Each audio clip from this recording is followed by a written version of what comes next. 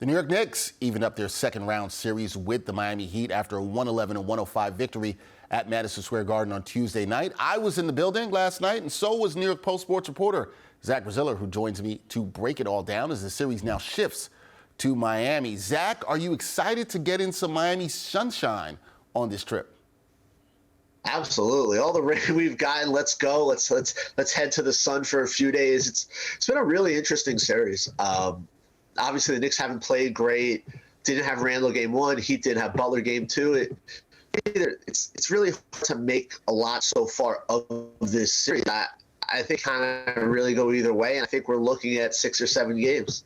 Yeah, we'll see how this all plays out. But when we look at how game two played out, it was a great first half, or 3 quarters. It wasn't, I should say, for the Knicks playing against a Heat team without Jimmy Butler. What impressed you the most with how the Knicks were able to close this game out and find a way to win?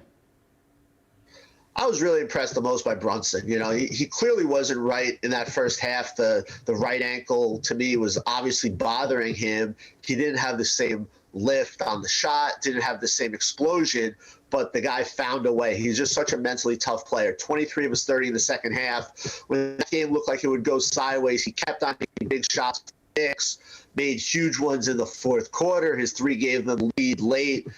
I mean, it can't be overstated what a huge signing he was. He's this team's leader. There's no question about it. He really, it's still mind-boggling to me that Dallas messed that up. To me, like, you could point to Randle playing well, Barrett playing well, Josh Hart, Hartenstein. This game was all about Brunson fighting through the discomfort in his ankle and just finding a way to lead his team. Yeah, absolutely did that. As you said, 23 of his 30 points in the second half. I want to talk about Josh Hart, who you mentioned, because he hit the biggest shot of the game with a $138 to go to put the Knicks up 4, and he nearly had a triple-double in this game. Is Hart at his best for the Knickerbockers with the game on the line? Look, he's hit the 2 biggest shots of the postseason. I don't think there's any question about it. That 3-pointer in game 1 against the Cavs really kind of set the tone for that series. And then last night, that 3 was huge, you know.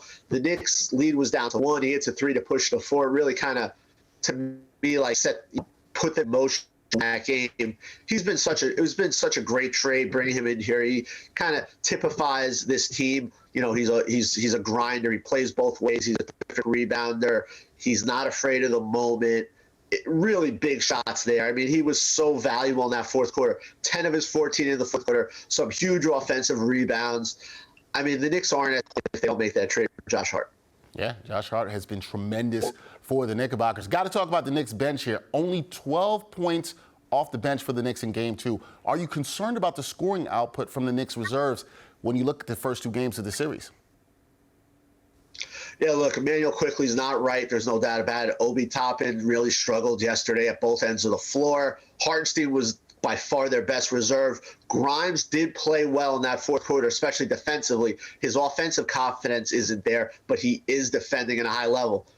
I'm a little surprised that Tibbs hasn't gone back to Grimes starting and Hart off the bench. I just think Hart fits better with that second unit. Look, he's going to close games. We know that. And I understand Tibbs is focused on Jimmy Butler and thinks Hart needs to be on him. But I just think for balance sake, it makes more sense to go back to Grimes starting for both units. We'll see if he does that. There's been no indication he will.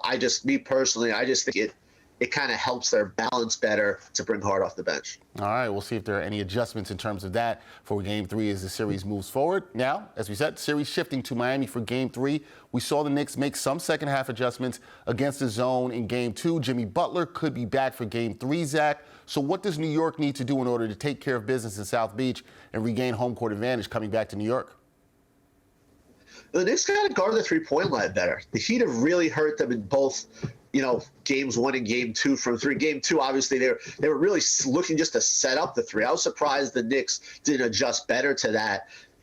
They were doubling too much on drives, doubling too much in the paint, when all the Heat were really looking to do was to set up the 3. The Knicks have to defend the three-point line better. There's no doubt about that. I wasn't all surprised the Knicks shot the 3 much better in game 2. They hadn't shot the 3 well at all in the playoffs. This was a decent three-point shooting team all year, so I'm not surprised it went in the other direction. And then you look at the Heat. The Heat were not a good three-point shooting team all year. Now in the playoffs, they've been absolutely lights out. I think you're going to see some regression to the mean there with their three-point shooting. But look, The Knicks have to play better defensively. There's no question about it. They've be better, be tighter with the ball. Their play is going to have to improve to get a game in Miami. They have not played well in this series, but this is a team that's been very good on the road all year. They did win once in Miami during the regular season. I expect them to play better. I think the 3 days off will really help Randall and Brunson with their ankles. I expect Butler to play. It's going to be a fascinating 2 games in Miami, no question about it.